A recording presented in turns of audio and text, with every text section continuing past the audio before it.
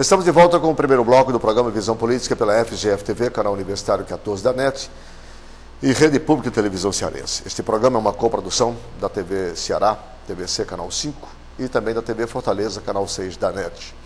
Participam do programa de hoje os nossos colaboradores, os professores Djalma Pinto, Francisco Moreira e Roberto Martins Rodrigues. E vamos discutir aí mais uma vez a aplicação do princípio da presunção de inocência em nome da soberania, da democracia nesse instante. Já discutimos esse assunto aqui algumas vezes. Mas agora, essa iniciativa da OAB, da CNBB, de colher assinaturas em todo o Brasil. Aliás, você assinante está convidado, se concordar que deva ser mudada esta regra, a procurar na sua paróquia ou na OAB e subscrever para que se possa apresentar este projeto de iniciativa popular.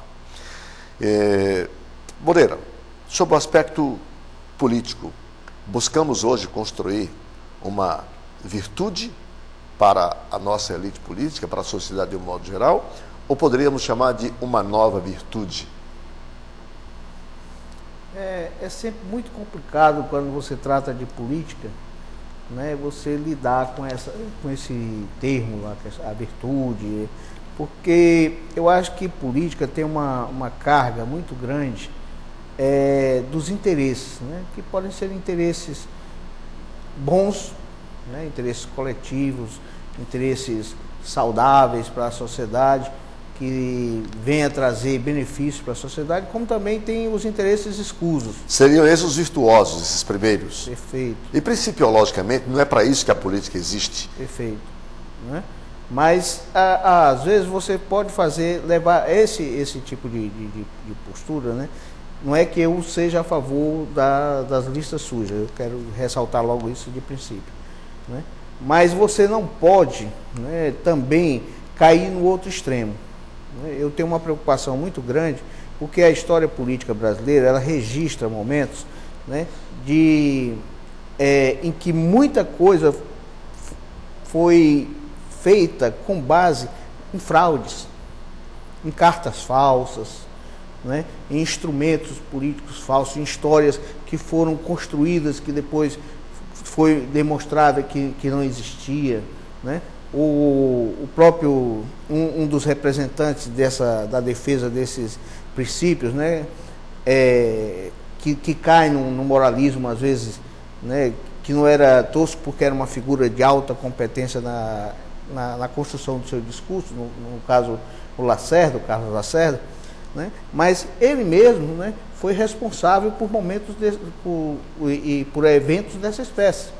Né? O caso da Carta Brandi, por exemplo, que foi divulgada durante o governo do Jango, né? Que ele divulgou uma carta dizendo que tinha recebido a carta de um deputado da Argentina, que havia uma proposta de se construir no Brasil uma república sindicalista. Então, quer dizer, e tem vários, né? Tem vários exemplos aí na República, né, em que você vê esse tipo de coisa. Então é preciso que a gente lide com isso com um certo cuidado. Né? Com isso o quê? Com a questão da proibição, né, das pessoas participarem da vida pública. É melhor preservar de antemão a questão da cidadania, do direito de participação, do que muitas vezes você proibir numa geleia geral, né? Eu acho que, por exemplo, a mobilização que está sendo feita, né, para criar condições de que, se você tenha limites, que você tenha uma legislação mais clara com relação a isso, né, porque você pega, por exemplo, um exemplo extremado, né, diz a pessoa que tocou fogo na mãe, né, como candidato. Aí, esse exemplo, eu não acho que ele seja pedagógico. Né? Prova demais. Né? Então, porque... Né, sim, mas ao pé da letra, foi isso que o Supremo interpretou, o princípio da presunção de inocência, que é uma garantia constitucional, ao pé da letra é isso mesmo. Não só essa moça aqui que atirou fogo na mãe, mas aquele rapaz que lá em Goiânia matou e esquartejou aquela inglesa, né? Enfim, para não citar os Daniel mas Dantas. Aí uma pessoa dessa, a gente tem também que mediar, né? Você me permite? Pois não.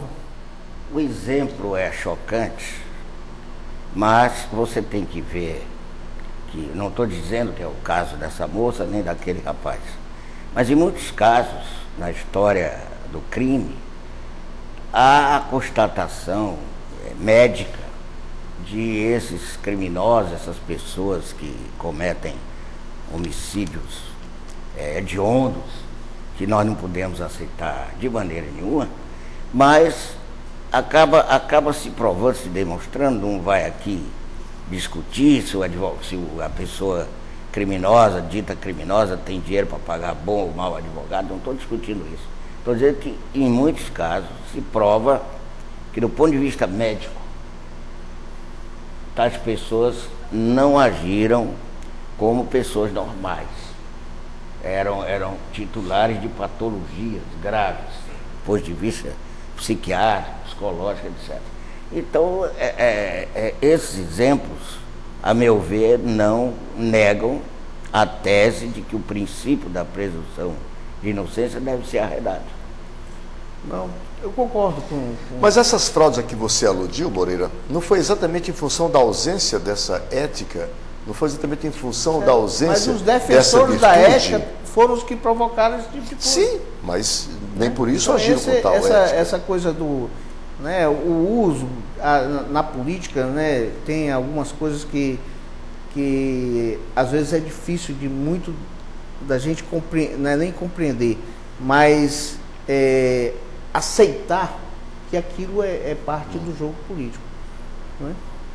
Porque a política também tem esses aspectos que a gente precisa levar em conta. O observador, ele tem que entender que essa questão da normatização, né, é uma necessidade, mas também tem os aspectos que a gente tem que ficar atento, porque faz parte desse jogo da política. É por isso que eu os trouxe aqui, e eu coloco dessa forma, que é, digamos assim, o senso comum faz essa pergunta, porque fica difícil para uma parcela ponderável da sociedade brasileira entender esta posição assumida. Professor Djalma, e qual é a sua interpretação para este fato? O voto do relator foi fundamentado em cima de duas declarações: a dos direitos do homem, em 1789, e a declaração também dos direitos humanos da ONU mais recentemente, para fundamentar exatamente o princípio, a aplicação do princípio da presunção da inocência. Como especialista em direito eleitoral, qual é a sua interpretação para esta posição do Supremo, na medida que tudo foi feito em nome da soberania, da democracia, da preservação dos direitos coletivos da sociedade de um modo geral? A minha posição, ela é vencida. É a posição do ministro Carlos Aires de Brito e do ministro Joaquim Barbosa.